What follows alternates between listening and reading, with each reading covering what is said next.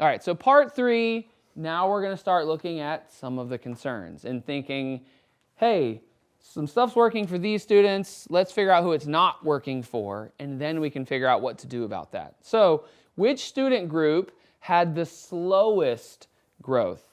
Which student group had the slowest growth? So I'll give you 15 seconds to find that, jot it down, and then I'll bring you back together for a deeper conversation. A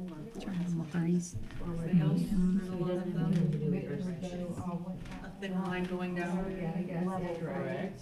The threes, there's a four. So level 3 kids 6, so maybe. and white students. And they don't have half of your. Males. The thinner the line, Them.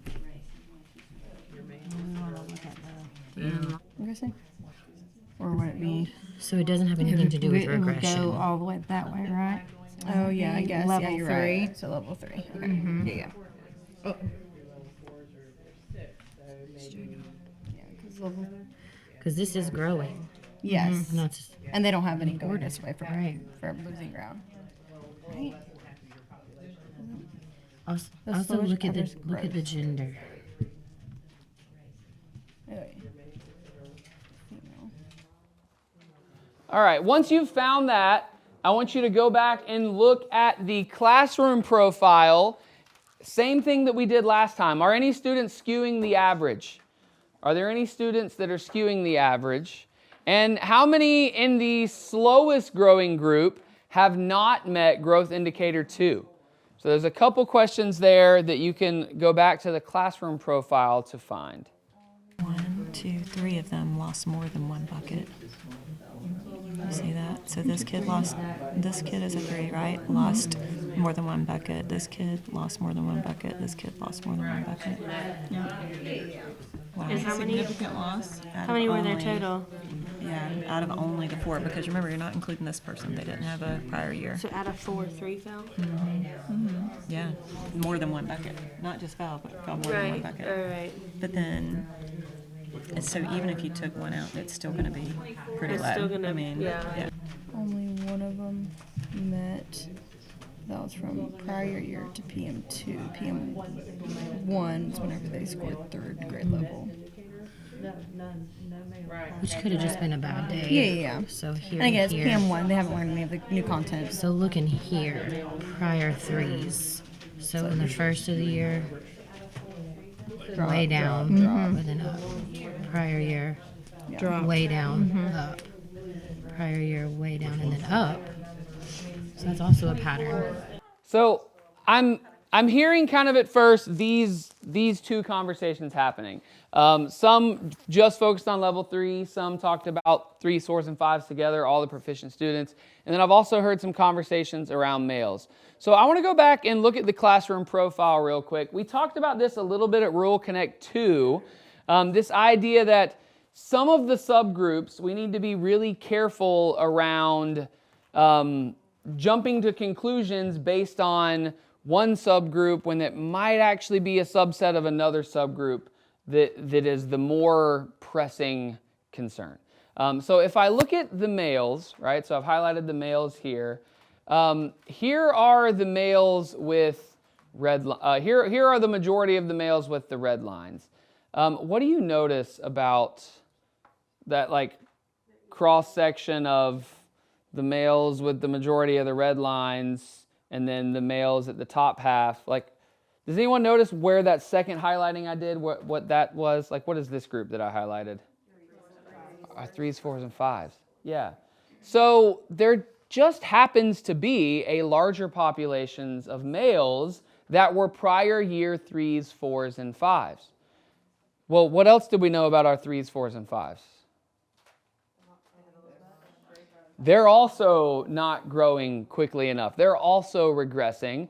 There's a few of the males that are on the top half that were prior year 1s and 2s that actually have green lines. And the ones that have red lines don't have very large red lines. And so that's just one thing to keep in mind. As you are interpreting this data, I think it can be really helpful to go back to the classroom profile and also consider levels as you're looking at some of the other subgroups. Right? So if you're looking at the maybe a disparity between males and females, or a disparity between any races, or a disparity between economically disadvantaged versus not, it can also be helpful to find those students and ask, well, we've already been talking about this thing that's happening with levels, and it probably has something to do with rigor. Could that problem also be creating that problem? And it's not a separate concern that we're going to have to address. Maybe if we just fix the rigor thing that's happening that we see with levels 1, 2, 3, 4, and 5, will it also fix these other subgroup disparities we're seeing? Sometimes the answer to that question is going to be yes. Sometimes the answer to that question is going to be no. But we want to make sure that we are identifying the right concern, the concern that is going to have the biggest impact. We don't want to have to tweak everything when there are less things that we could maybe focus on and tweak. So, third question here as part of part 3. This will be the last one, and then we'll rotate again, which should put everyone back at their groups, I think. Or are you already back at your groups? No? Okay.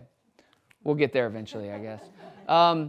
So the last question is the same as when we were looking at celebrations.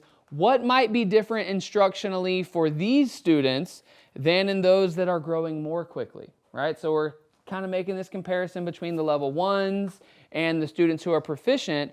What might be different instructionally for these students that is leading to them not growing quickly enough?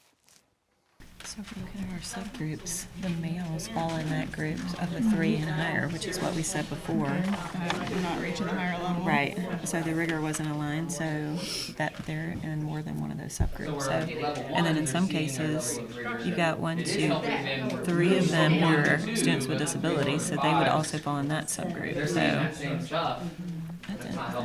I wonder what their accommodations would be. Yeah. So once you adjust instruction here with rigor, then it should adjust for both of those subgroups. Is that what we're saying?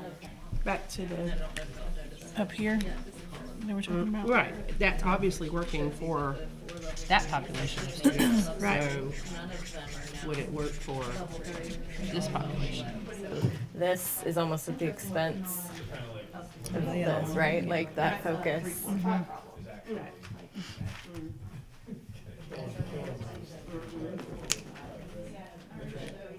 What else is that you're affecting like an equal amount of population? Exactly. Yeah. It's like a churn. It's So like you're 11 here, 12 Exactly. here.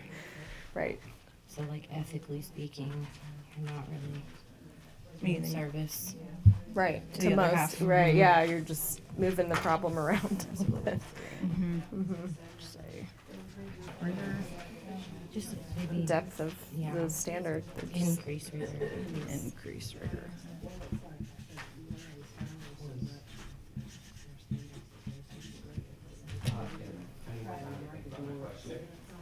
Because as you're moving these up, you can increase that rigor so that keep pushing them Yes, and you have to. giving the Yeah. 3s, 4s, and 5 more of a challenge to help push them as well. Right. Exactly. It helps everybody. 4,